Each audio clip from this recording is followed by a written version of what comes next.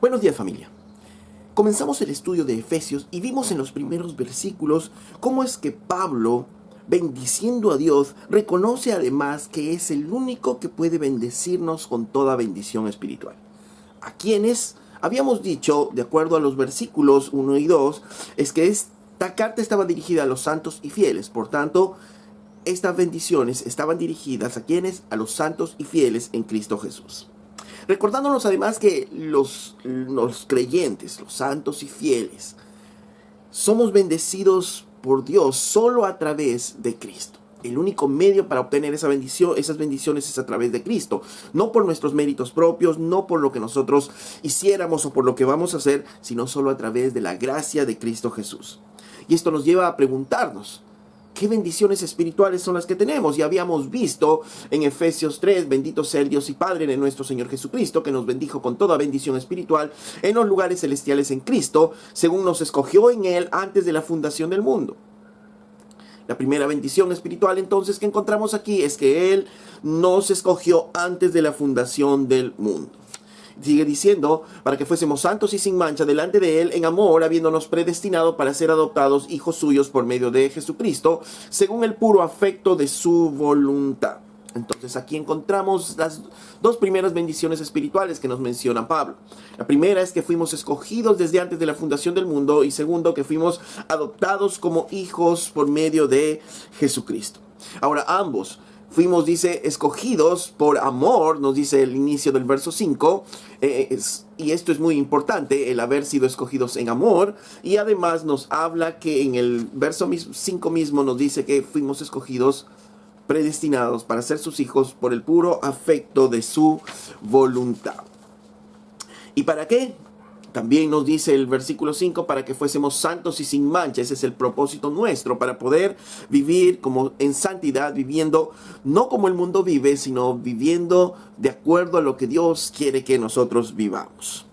Y juntamente con esta bendición, obviamente, ya lo he mencionado, muestra el primer propósito para nuestras vidas, el poder vivir en santidad. Dios nos ha llamado para que nosotros vivamos en santidad.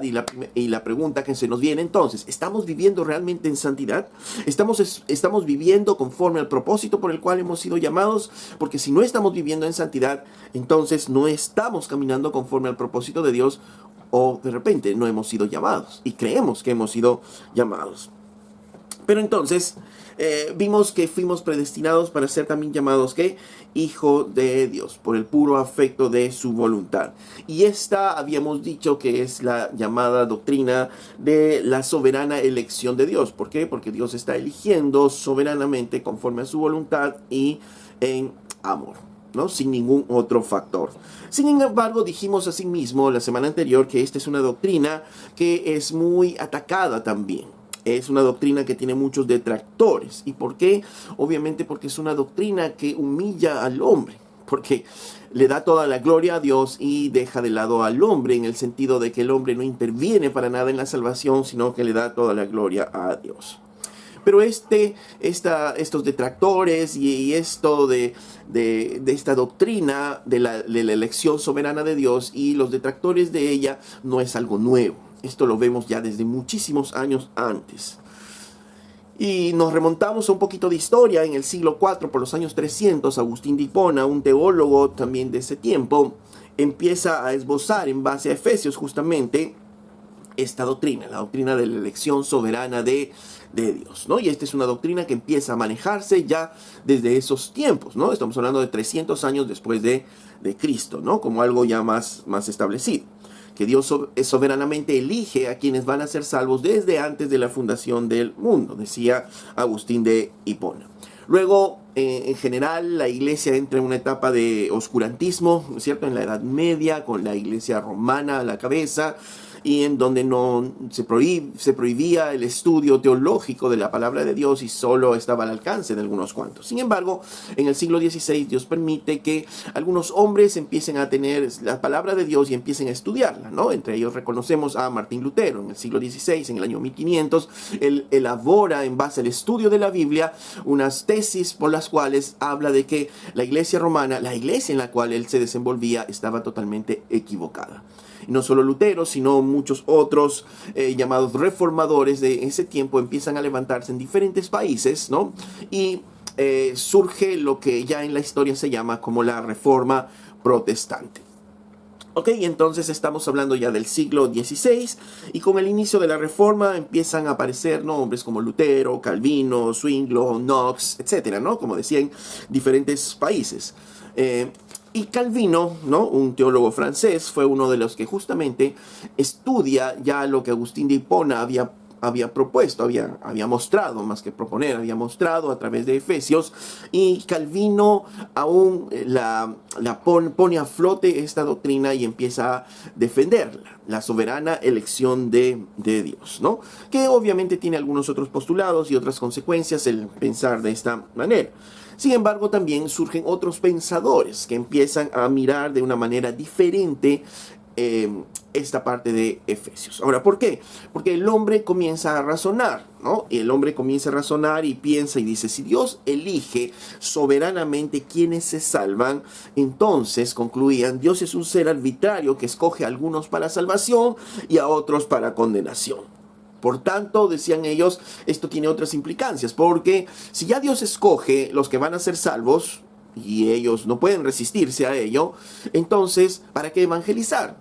¿Para qué evangelizar si es que vamos a nosotros, si es que ya los salvados están elegidos y van a ser salvos de todas maneras? ¿Para qué dar falsas esperanzas a las personas diciendo que se pueden salvar si es que no son los elegidos, ¿no? Entonces ese es el razonamiento en base a, obviamente, a versículos como ir por todo el mundo y predicar el evangelio, ¿no? Diciendo, bueno, aquí dice que hay que predicar el evangelio a todos, entonces si hay elegidos esto no tiene sentido, ¿no? En base a Juan 3:16, en la cual hablan de tal manera amó Dios al mundo que todos aquellos que crean en él serán salvos.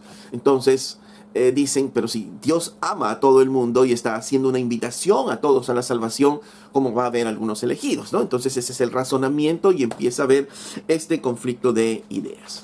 Surge en este mismo siglo XVI otro hombre que empieza a postular justamente estos pensamientos y empieza a armar de una manera más metódica estos pensamientos. Este es Jacobo de Arminio, y empieza justamente a hacer un postulado contrario a lo que Calvino estaba haciendo. Una vez muertos Calvino y Arminio, sus seguidores obviamente arman ya de manera más sistemática estos postulados, ¿no? Y en el tiempo se conoce a los seguidores de Calvino como calvinistas y a los seguidores de Arminio como arminianos. Desde el siglo XVI hasta hoy sigue surgiendo este debate teológico, ¿no? En cuál de las posturas es la correcta, es la real, ¿no? La postura calvinista o la postura arminiana. Lamentablemente en el tiempo de ambos grupos, ¿no? Existen creyentes inmaduros que andan peleándose justamente por esta doctrina, porque finalmente empiezan a resquebrajar su unidad, se empiezan a partir iglesias, a gente abandonando iglesias, y sobre todo, y lo peor es que los que piensan como el postulado reformado de Calvino, piensan, y algunos, no todos, piensan y dicen, no, los arminianos son unos herejes, hijos del diablo, y los empiezan a catalogar así. Y por el otro lado, también un grupo de los arminianos empiezan a levantarse y empiezan a decir, no, los postulados calvinistas son satánicos, son herejes, y estos son hijos del diablo, ¿no? Y al final entran en una discusión teológica en la inmadurez de sus vidas, y finalmente pues terminan no como las escrituras nos dicen, sino al contrario, ¿no? Separando el cuerpo de Cristo. Pero ok, como estamos tocando este punto, es importante poder conocer un poco de esto, y es importante conocer el punto de vista arminiano, ¿no? Entonces, el punto de vista arminiano enseña que la elección de Dios se basa en el previo conocimiento de Dios. Obviamente, Efesios dice que Dios ha elegido, y eso no pueden borrar esa palabra de ahí, pero sin embargo, el punto es cómo es que elige Dios. Y el postulado arminiano dice que postula en base a que Él tiene conocimiento de todas las cosas. Él sabe todo, el presente, el pasado y el futuro.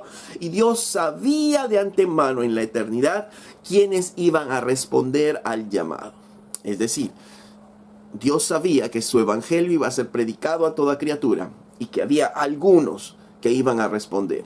Y el postulado arminiano dice que a estos, como Dios ya conoce que a estos van a responder al llamado, a estos Dios los elige.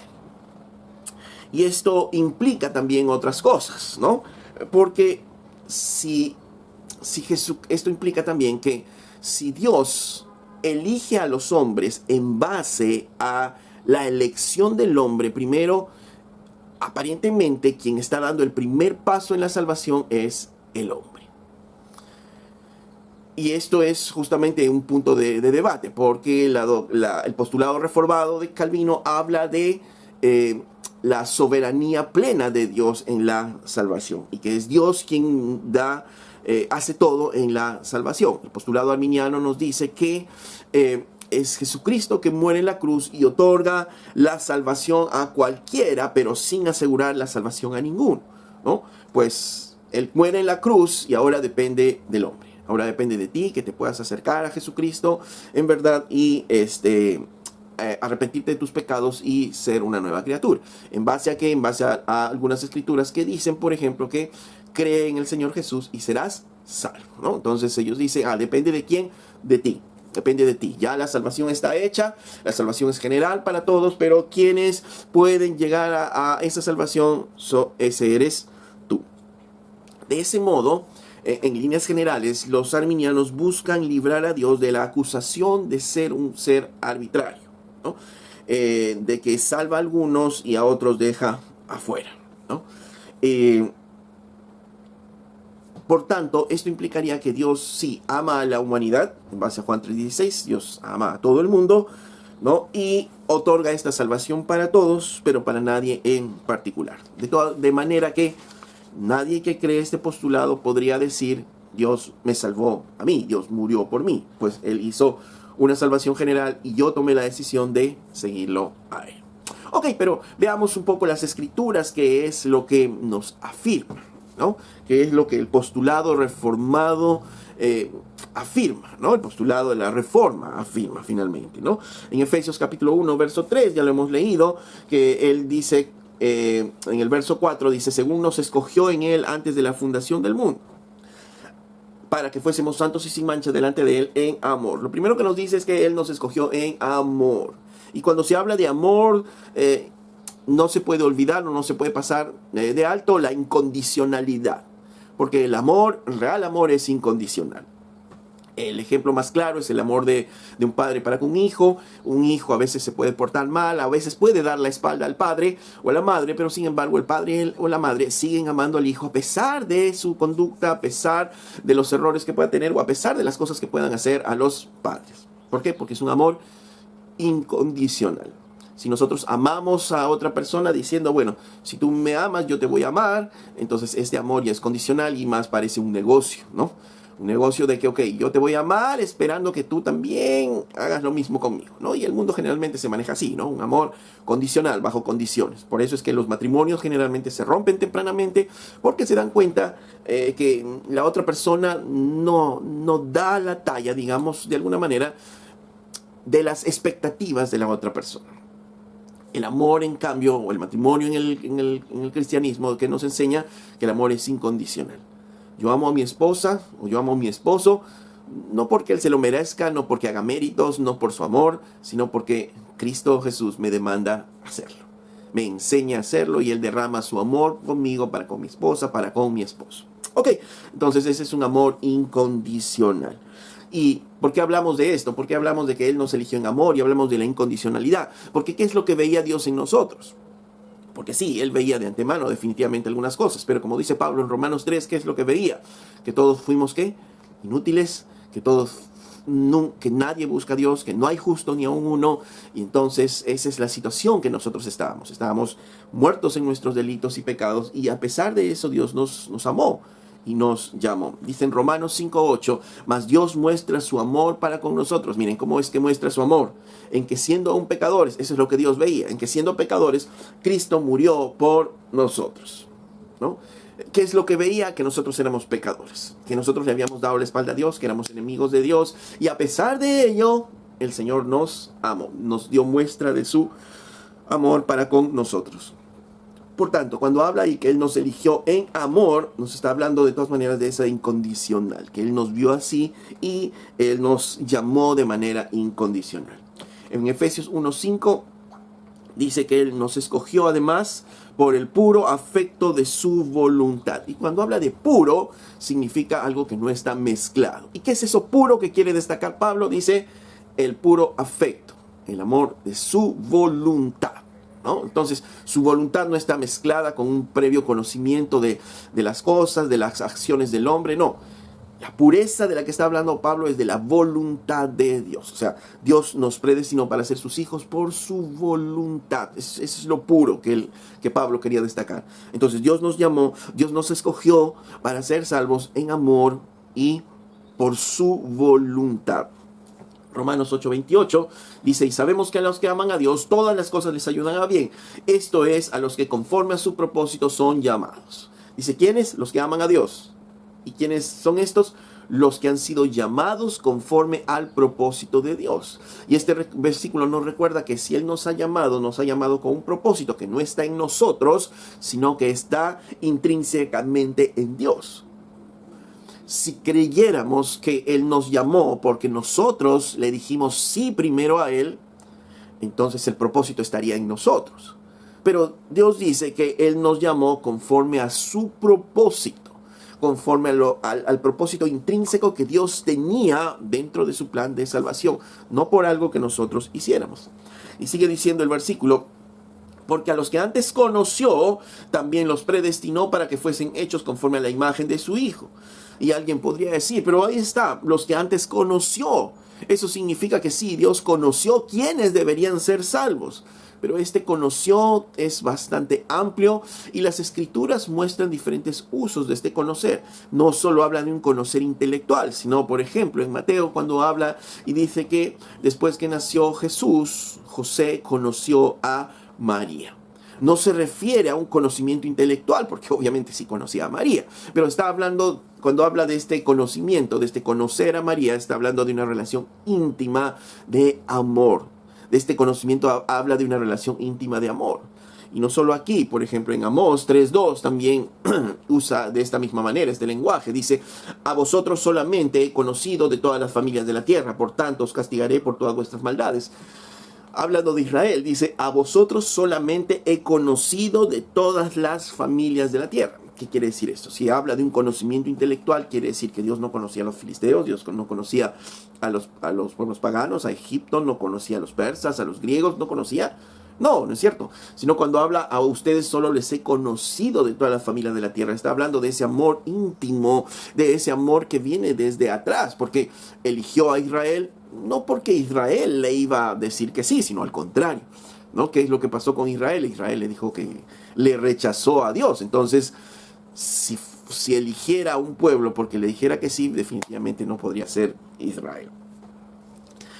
Ok, y hablando de este conocimiento, es en base justamente a este conocimiento íntimo, a este amor, es que Pedro escribe esto, ¿no? Pedro escribe su carta y dice en 1 de Pedro 1:2, dice, elegidos, hablando de nosotros, según la presencia de Dios Padre en santificación del Espíritu. Y obviamente los que siguen los postulados arminianos, por ejemplo, este es uno de sus versículos favoritos y dicen, ahí está, dice que aquí somos elegidos según la presencia, y la presencia es el previo conocimiento de Dios. Ok, pero ¿a qué previo conocimiento de Dios se refiere? ¿Está hablando solo a un previo conocimiento intelectual?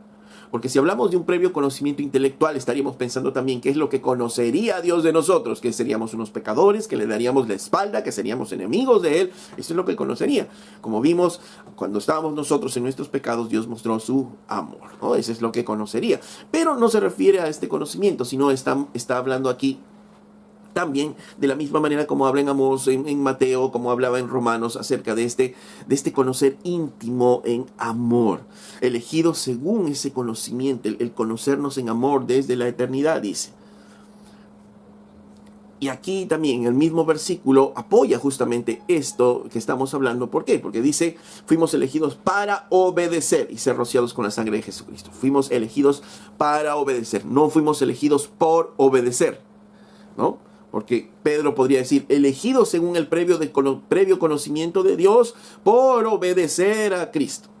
Pero no dice eso, sino dice, elegidos por el previo conocimiento de Dios para obedecer. Fuimos elegidos para obediencia a Dios. O sea, fuimos elegidos para obedecerle a Dios. ¿Y obedecer qué? Obedecer obviamente todo lo que nos dice, comenzando por, cree en el Señor Jesús y serás salvo. Entonces, ¿de dónde parte? Del propósito intrínseco que tiene Dios en nosotros y por el cual nos ha llamado a nosotros. ¿Para qué? Para que en un día nosotros le digamos sí a Cristo. Fuimos elegidos para decirle sí a Cristo, para obedecerle a Él. Lucas capítulo 10, verso 21. Lucas 10, verso 21 dice, en aquella misma hora Jesús se regocijó en el Espíritu y dijo, yo te alabo, oh Padre, Señor del cielo y de la tierra, porque escondiste estas cosas de los sabios y entendidos y las has revelado a los niños. Sí, Padre, porque así te agradó. Todas las cosas me fueron entregadas por mi Padre, y nadie conoce quién es el Hijo sino el Padre, ni quién es el Padre sino el Hijo, y aquel a quien el Hijo lo quiera revelar. Y esto es muy interesante, dice, nos habla de una unión, Cristo Jesús nos dice, nadie conoce al Padre sino el Hijo, y nadie conoce al Hijo sino el Padre. Está hablando de una unión en la cual nadie puede penetrar. Ninguno conoce al Padre sino el Hijo. No entra ningún hombre puede conocer al Padre, solamente el Hijo. Y tampoco nadie puede conocer al Hijo sino el Padre. Ahora, Jesús abre una ventana y dice, ni quién es el Padre sino el Hijo y aquel a quien el Hijo lo quiera revelar. Y está hablando ¿qué? De la voluntad intrínseca de Dios, a quien el Hijo, a quien Jesucristo quiere revelarnos. Ok, es como cuando los discípulos le dicen, Señor, muéstranos al Padre, ¿no? ¿Y es que acaso he estado con ustedes y no lo han podido ver? ¿No? ¿Por qué? Porque es a través de Cristo que nos muestra al Padre.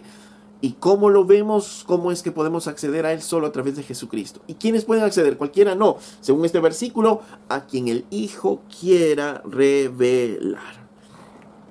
Nos habla este versículo, por tanto, de un amor soberano. De un amor en el cual Dios mismo dice, yo les revelo quién es el Padre a quien yo quiera. Hechos capítulo 13, verso 48 dice, los gentiles oyendo esto se regocijaban y glorificaban la palabra del Señor y creyeron todos los que estaban ordenados para la vida eterna.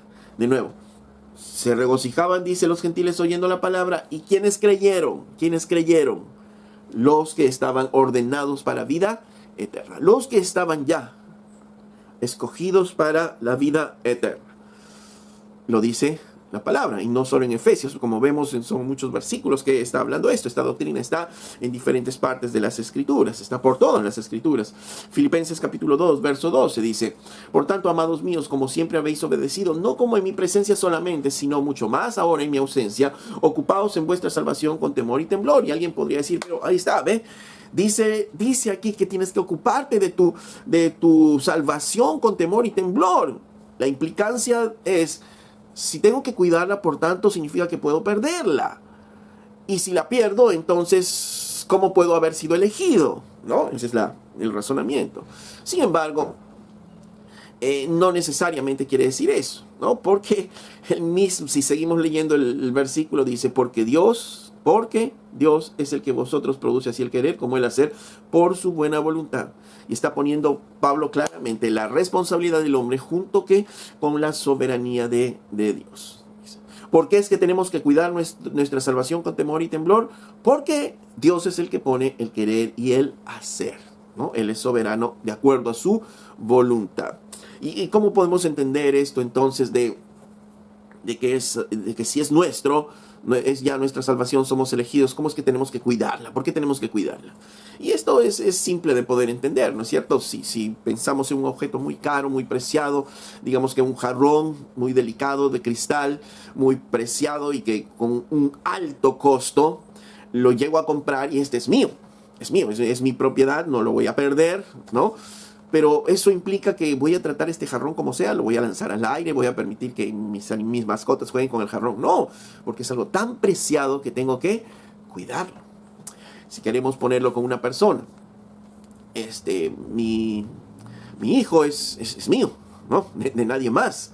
No, ya no voy a dejar de ser su padre, ¿no? Pero eso implica que voy a tratar mal a mi hijo, voy a hacer lo que quiera con él. No, tengo que cuidarlo con temor, con temblor, no porque lo pueda perder necesariamente, sino porque es mi deber en amor poder hacerlo.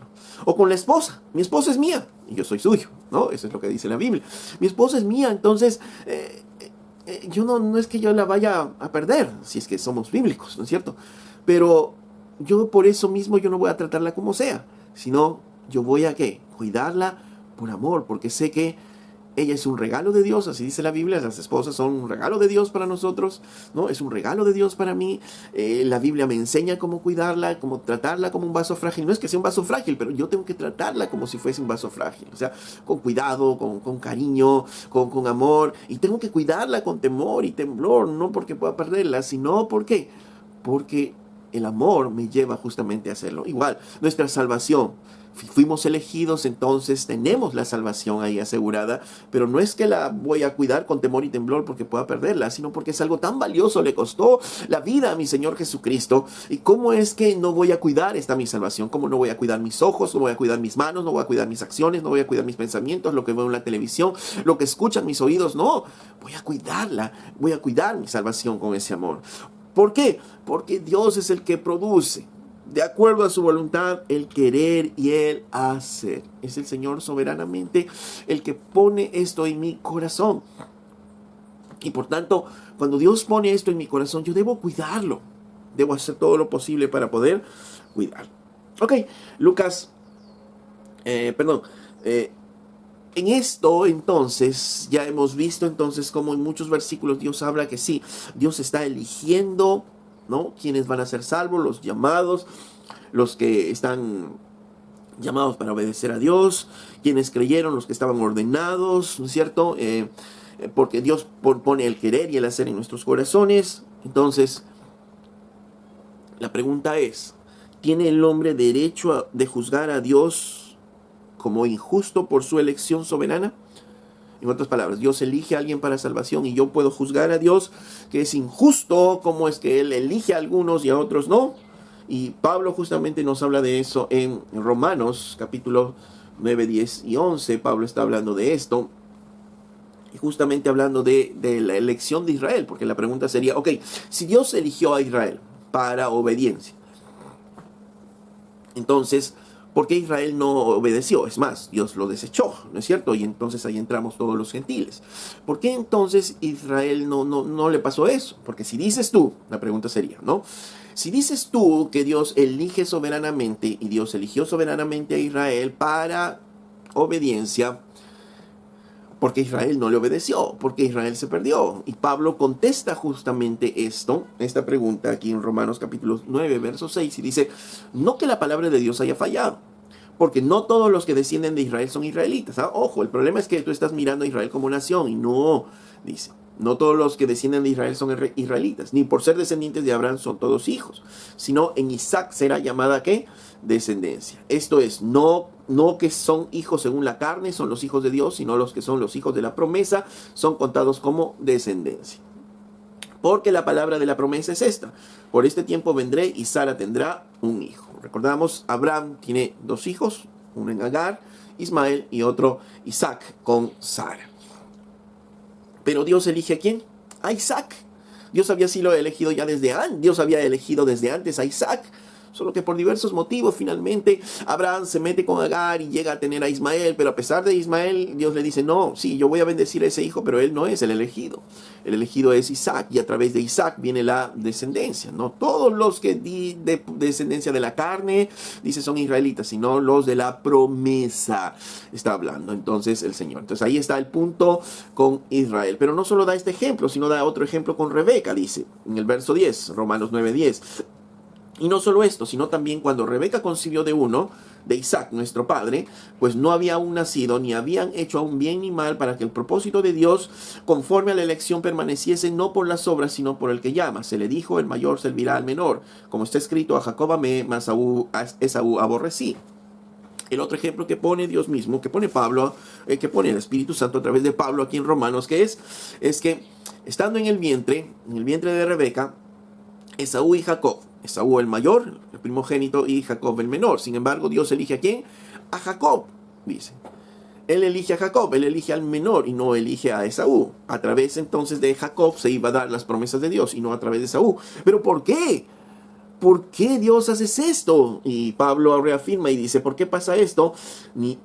Pues no habían nacido, ni habían hecho aún ni bien ni mal, para que el propósito de Dios conforme a la elección permaneciese. ¿Para qué? Para que el propósito de Dios conforme a lo que Él está eligiendo permanezca. En otras palabras, para que no intervenga ni primogenitura, ni intervenga otra cosa, sino se sepa que Dios elige soberanamente. Es más, dice, el mayor servirá al menor, y como está escrito, a Jacob amé, mas a Esaú aborrecí. Y esto es algo bastante fuerte, y alguien podría decir, pero ¿cómo Dios va a decir a dos criaturas que están en el vientre, a Jacob amé, a Esaú aborrecí? ¿Por qué Dios es así?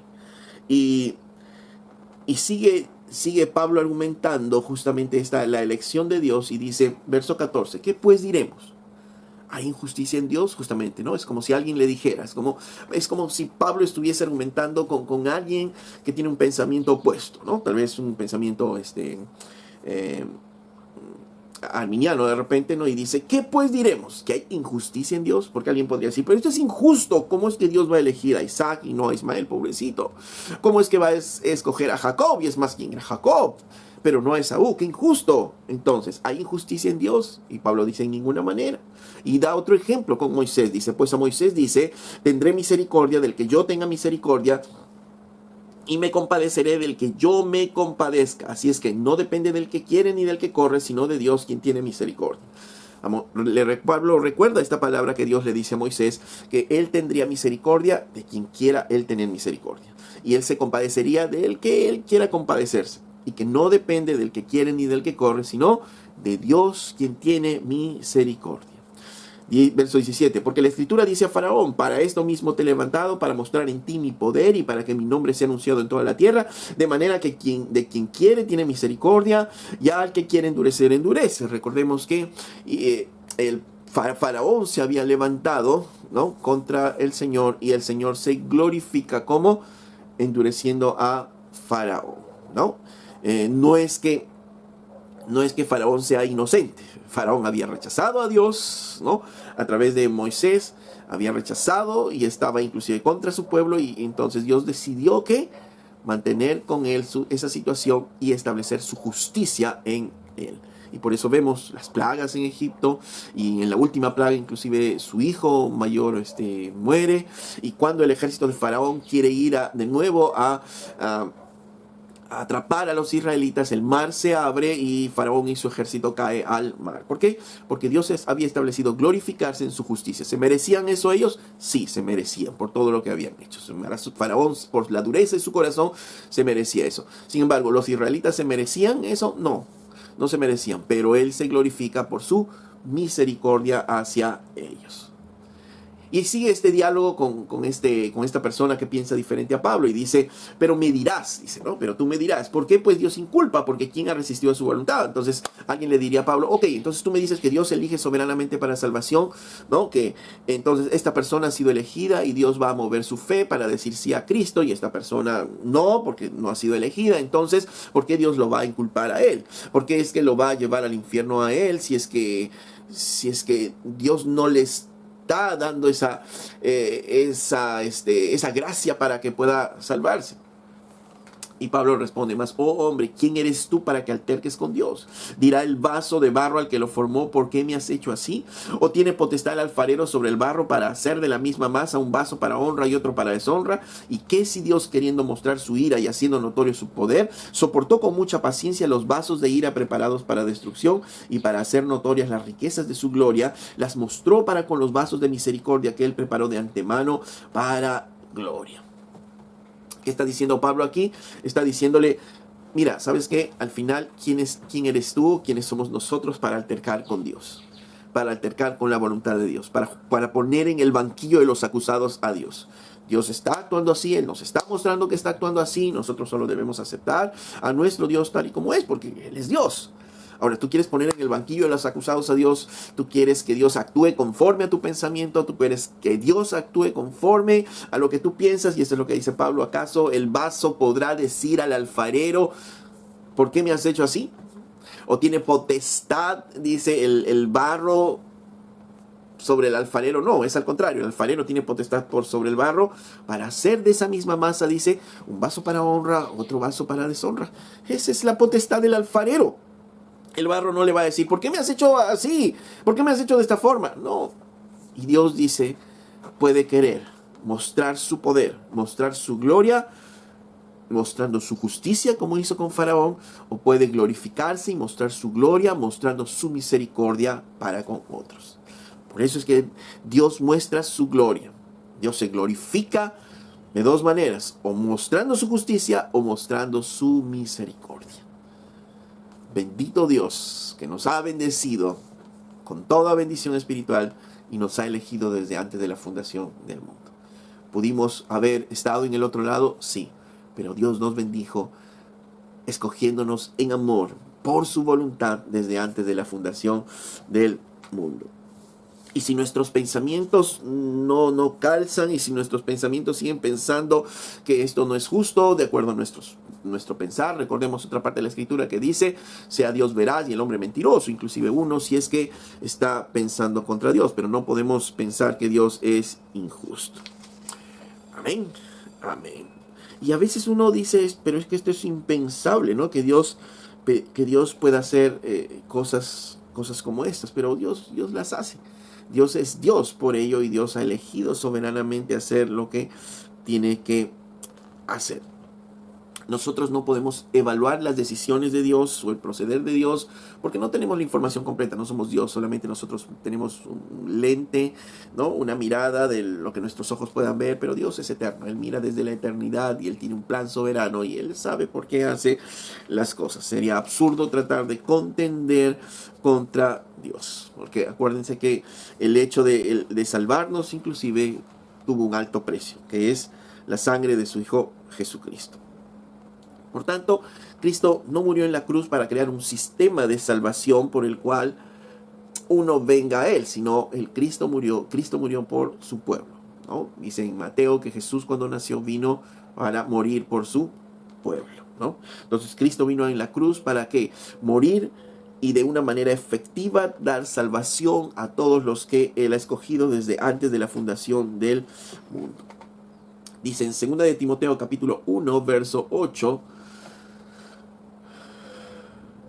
dice, por tanto, no te avergüences de dar testimonio de nuestro Señor, ni de mí, preso suyo, sino participa de las aflicciones de por el Evangelio, según el poder de Dios, quien nos salvó y llamó con llamamiento santo, no conforme a nuestras obras, sino según el propósito suyo y la gracia que nos fue dada en Cristo Jesús antes de los tiempos de los siglos. Nuevamente aquí en Timoteo nos está diciendo, dice, el Señor, dice, nos salvó y nos llamó con un llamamiento santo, no conforme a nuestras obras, no por lo que tú ibas a hacer, no por lo que tú ibas a decidir, sino según el propósito suyo. Él tenía un propósito intrínseco en sí, un propósito que de repente no entendemos porque obviamente sus pensamientos son más altos que nosotros. Él está mirando desde la eternidad todo lo que Él quiere hacer. Nosotros no entendemos, solo miramos lo que está a nuestro alrededor, pero según el propósito suyo, Él nos llamó con un llamamiento santo, no conforme a nuestras obras, y enfatiza nuevamente, por la gracia que nos fue dada en Cristo Jesús desde antes de la fundación del mundo, desde antes del tiempo de los siglos. Es por gracia que nos llamó, que nos salvó. Dice aquí Pablo a Timoteo, quien nos salvó con un llamamiento santo y derramó su gracia sobre nosotros. Por tanto, Él nos salvó. La salvación es personal, por eso puedo yo decir, sí, Jesucristo me salvó, y todo lo que la Biblia habla de la salvación está contando la historia mía, ¿no? Cuando leo el Antiguo Testamento está contando la historia de mis antepasados, ¿no? De lo que ha pasado antes, porque Él me salvó a mí. No solo creó un sistema por lo cual dependía de mí, y bendito Dios y gracias que no dependió de mí, porque tal vez no hubiera ido corriendo al Señor. Y es que a veces los que se oponen a esta doctrina piensan o nos hacen pensar como que si la humanidad entera estuviese corriendo a la puerta, a un portón que dice salvación, y estuviese tocando desesperados, déjame entrar a la puerta, y entonces Dios arbitrariamente sale y dice, ok, tú, entren, ¿no? Ustedes son salvos, los demás que se mueran en el infierno. Sí, eso sería arbitrario, injusto, pero esa no es la situación. La situación es que el hombre está muerto en sus pecados. Le gusta pecar, dice la Biblia. Y es más, están de espaldas totalmente a Dios. Nadie se acerca a la puerta. Pablo dice, nadie busca a Dios. Todos a una. Dice, no hay justo ni a uno. Todos están caminando hacia otro lado. Todos están buscando la perdición. Todos están caminando hacia el infierno. Y Dios abre el portón y nadie quiere entrar. De manera que Él en su amor y gracia quiere salvar y empieza a salvar, a elegir a quienes van a ser salvos. De manera que se glorifica en su misericordia, pero también se glorifica en su justicia, porque es justo que los otros que no sean salvos vayan a la condenación eterna por su pecado. Ahora, ¿por qué es importante? Vamos a aterrizar un poco. ¿Por qué es importante esta doctrina? Porque la doctrina de la elección promueve la humildad y no el orgullo. Alguien podría decir, no, pero si tú piensas que eres elegido, te vas a enorgullecer. No, es que si realmente nos ponemos a pensar, y Dios nos ha elegido desde antes de la fundación del mundo, sabiendo que yo lo iba a echar a perder aún. A pesar de mis debilidades, a pesar de mi pecado, a pesar de quién yo era o de quién yo soy, Dios me eligió. Esto entonces me da las fuerzas inclusive, ¿para qué? Para vivir de la manera como Dios quiere y esforzarme para vivir de la manera que Dios quiere que viva. Porque si Él me escogió para poder vivir en santidad, yo me voy a esforzar en vivir en santidad y no voy a poner en peligro, ¿no? Para nada esa santidad, aunque yo sepa que no la voy a perder. ¿Por qué? Porque mi Dios ha derramado su sangre en esa cruz por esa salvación. En segundo lugar, la doctrina de la salvación promueve la santidad, ¿no? Y esto viene de lo que estamos diciendo. No hay orgullo, sino al contrario, humildad en nuestros corazones, ¿no? Sabiendo que Dios ha hecho todo y no nosotros, y entonces me lleva a vivir esa vida en salvación. Esta doctrina además promueve ¿qué? La seguridad de mi salvación. ¿Por qué? Porque no depende de mí. Si dependiera de mí, la voy a echar a perder probablemente. Somos tan llevados al pecado, nuestra carne nos lleva al pecado. Pablo mismo decía, ¿quién me puede separar de este cuerpo de muerte? ¿No? Porque yo quiero hacer algo y mi cuerpo me lleva a hacer otra cosa, ¿no? Y es así, ¿no? Podemos querer algo en nuestros corazones, sin embargo nuestra carne nos lleva hacia otra cosa, nos lleva a pecar. Y si dependiera de nosotros, seguramente la echaríamos a perder. Seguramente yo no podría salvarme y estaría aterrado viviendo diariamente si voy a ser salvo o no. Pero cuando entiendo que Dios me ha llamado con un llamamiento santo desde antes de la fundación del mundo para poder obedecerle, puedo tener paz y tranquilidad. Porque sé que es por la obra de Jesucristo que yo soy salvo. Y por la obra de Jesucristo en la cruz, entonces también que la obra que comenzó en mí, Él la va a terminar. Y puedo tener esa tranquilidad y esa paz para poder seguir buscando a Dios, viviendo en santidad. Y si me equivoco y peco, pues me levanto, le pido perdón a Dios y sigo adelante. Esta doctrina promueve finalmente la gloria de Dios. ¿Por qué? Porque no intervenimos nosotros. No es que por mi decisión Dios me eligió, sino es por pura gracia. Es por pura gracia, por su amor, es por su voluntad, y esto obviamente expresa mi corazón agradecido a Dios, y obviamente es algo que no podría entender, no puedo entenderlo. Y justamente Pablo también, después de hablar acerca de la salvación, ¿no? y todo ello en Romanos 11 expresa justamente esto, ¿no? En Romanos 11:33 dice, les leo en la Nueva Traducción Viviente, dice: qué grande es la riqueza, la sabiduría y el conocimiento de Dios. Es realmente imposible para nosotros entender sus decisiones y sus caminos. Pues ¿quién puede conocer los pensamientos de Dios? ¿Quién sabe lo suficiente para aconsejarlo? ¿Y quién le ha entregado tanto para que Él tenga que devolvérselo? Nadie. Pues todas las cosas provienen de Él y existen por su poder y son para su gloria. A Él sea toda la gloria por siempre. Amén. Pablo se asombraba finalmente de esto, y él mismo decía, este es algo tan grande, ¿no?, que es imposible para nosotros entender las decisiones de Dios, entender los caminos de Dios. Nuestra mente va orgullosa, muchas veces va a tratar de contender contra Dios, pero no lo hagamos, porque los pensamientos de Dios son mucho más grandes y sus caminos más grandes, ¿no? Solamente nos queda regocijarnos, ¿no?, en Él y en las decisiones que cómo Él ha querido hacer las cosas.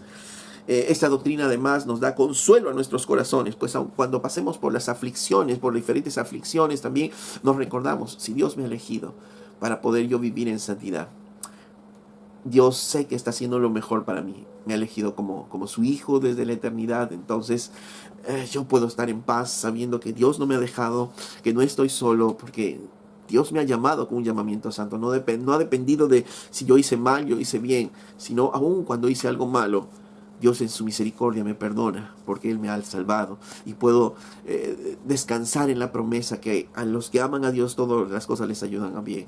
Puedo descansar en el hecho que la obra que Él comenzó la va a terminar porque Él me escogió desde antes de la fundación del mundo. Amén. Y si tú no conoces a Cristo, esta doctrina no elimina la esperanza que pueda haber en ti, ¿no? Y tampoco es una excusa para venir, para no arrepentirte y creer en el Señor. Porque sí, el llamado de Dios es universal a todos los hombres, ¿no? Vengan, crean. Y el deseo de Dios también es verdadero cuando dice en su palabra, Dios quiere que todos los hombres sean salvos. Es un deseo real y es un llamado universal a todos. Vengan, crean en el Señor Jesús y arrepiéntanse de sus pecados. Es un llamado universal y real. Pero lo que la Biblia no enseña es que para venir a Cristo yo tengo que saber si soy uno de los elegidos o no. Eso es absurdo, ¿no?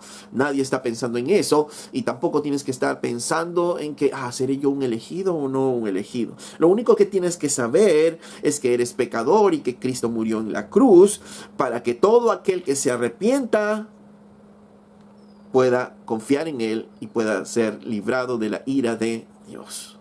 Lo único que tienes que saber es que eres pecador, es un terrible pecador y que Cristo murió en la cruz y puedes acceder a Él. Y que Cristo dice que todo aquel que viene a mí yo no le echo fuera. Eso es lo único que necesitas saber. No hay listas, no hay pensamientos de si soy elegido o no. Eso, si tú no conoces a Jesús, no sirve para ti. Y tampoco para nosotros, para evangelizar, no tendría ningún sentido pensar si es elegido o no, si lo voy a ir a predicar o no, porque fue elegido o no. No. Eso no enseña la Biblia. La Biblia dice ir a predicar a todos el evangelio. ¿Por qué? Porque el deseo de Dios es que todos los hombres sean salvos. Lo demás ya es obra de Dios. Es obra de Dios, nosotros no nos metemos ahí, ¿no? Como dice Pablo, sus caminos son tan grandes, son más altos, sus decisiones no las podemos entender. Así es que no te quedes ahí preguntando si eres uno de los escogidos o no. No te quedes ahí preguntándote si mi esposa, mis hijos son los elegidos o no. No, predícales el evangelio. Y si tú estás escuchando el evangelio y aún no conoces a Cristo, pues corre a Cristo. Corre a Cristo y su promesa también es que todo aquel que corra a Él será salvo. Él no lo rechazará. Amén. Recordemos que hay una puerta que dice, vengan a mí todos los que están trabajados y cansados y yo les haré descansar. Eso es lo único. Si tú vienes a esa puerta y atraviesas esa puerta que es Cristo Jesús, pues serás salvo. Y una vez que seas salvo, cuando voltees a la puerta, verás tal vez otro letrero ahí que diga, has sido elegido desde antes de la fundación del mundo para ello. En otras palabras, tú sabrás si eres elegido cuando seas salvo. Una vez que seas salvo, podrás disfrutar de ello, de esta verdad, pero antes no la necesitas. Finalmente, ¿no? Habíamos comenzado diciendo, ¿no? Este pensamiento doctrinal, ¿no? En la inmadurez de nuestros hermanos catalogan a personas como arminianos o calvinistas. Pero la verdad es que ni somos arminianos ni somos calvinistas, somos cristianos, porque no seguimos ni a Calvino, no seguimos ni a Arminio, sino solo seguimos las verdades que están en las Sagradas Escrituras. Así es que catalogarnos de esa manera es absurdo, o ponernos una etiqueta o dejarnos que nos pongan una etiqueta es absurdo. Somos nosotros creyentes y creemos en lo que la palabra de Dios nos dice. Y si la Biblia dice algo que nuestra mente no lo puede entender totalmente, sea Dios veraz y el hombre mentiroso. Si la Biblia lo dice así, amén. Si la Biblia dice que fuimos elegidos antes de la fundación del mundo, amén. Si la Biblia dice ir por todo el mundo y predicar el evangelio, amén. Si la Biblia dice que Dios quiere realmente que todos los hombres sean salvos, amén. Porque la Biblia lo está diciendo, la palabra de Dios. Y aunque no lo entienda y aunque no entre en mi sistema, en mi pensamiento, simplemente es Dios el que lo está diciendo y sus pensamientos son más grandes que los míos. Esta doctrina es entonces para gozarnos, descansar en Él, viviendo en santidad, si lo entendemos muy bien, en humildad, en santidad, y no para pelearnos. No para pelearnos. Recordemos que habíamos dicho que la salvación solamente es por Cristo Jesús. Solamente es que Cristo quien nos lleva a la salvación. Y escuchaba la imagen de esto, algo muy, muy interesante, ¿no? Decía, nuestro destino es la salvación y Cristo es como el avión que nos lleva a la salvación.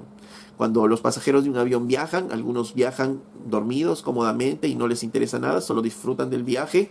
Otros de repente conocen un poco de física, son físicos, y entonces está pensando en las presiones barométricas, en la presión atmosférica que hay ahí, en la presión de la cabina, en la presión que está en el aire, en la presión cuando sube a la altitud, y se regocija en todo ello porque él conoce de física. De repente es un ingeniero mecánico de aviones, y él conoce entonces las leyes de la aerodinámica, de por qué las alas están así, por qué las alas están a determinada altura del avión, por qué tiene la cola el avión, y él se deleita mirando y de repente conversando con otras personas estos detalles del avión. Pero al final las tres personas van a llegar al destino final, que es la salvación a través de Cristo Jesús. Si nos deleitamos más o menos, depende obviamente de ti.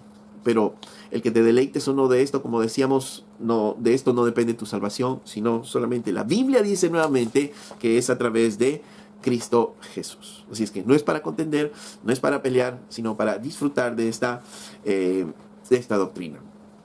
Finalmente, ¿no? Hay un ejemplo muy precioso, ¿no? Por los años 1700, dos hombres que pensaron de manera diferente, aunque empezaron a formarse juntos, pero sus pensamientos finalmente fueron diferentes. Se trata de John Wesley, ¿no? Y de George Whitefield, ¿no? En ese tiempo. Wesley empezó a pensar o tener el pensamiento arminiano, y Whitefield finalmente el pensamiento calvinista, por ponerlo de alguna manera, ¿no? Sin embargo, ellos eran grandes amigos y por motivos de sus seguidores y de estos pensamientos se dividieron. Sin embargo, ambos se escribieron cartas muy hermosas, muy preciosas, ¿no? Diciéndose que siguen siendo hermanos, ¿no? Que se aman mucho, y que aunque momentáneamente estas ideas los están separando, pero ellos saben que son hermanos y que un día van a volver a estar juntos en la presencia del Señor, ¿no? Y es más, a Whitefield le dijeron, ¿no?, qué es lo que más quisiera, ¿no?, ya al final de sus días, y él decía que en mi lecho de muerte esté mi amigo John Wesley.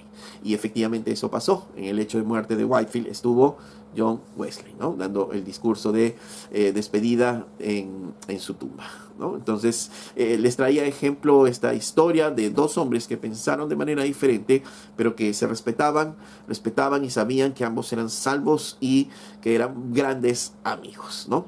Por tanto, debemos imitar justamente esta conducta. Podemos tener algunas discordancias, ¿no?, doctrinales con otros hermanos, pero seguimos siendo hermanos, porque nuestra salvación es a través de Cristo, no por nuestro conocimiento, por nuestra teología, sino a través de Cristo. Que el Señor les bendiga y nos dé la sabiduría para poder disfrutar de esta doctrina y también poder seguir amándonos unos a otros, aunque pensemos diferente en algunas cosas. Amén. Si esta enseñanza ha bendecido tu vida, yo te pido que tú le des un me gusta en el video y puedas compartir con otros para seguir difundiendo la palabra de Dios.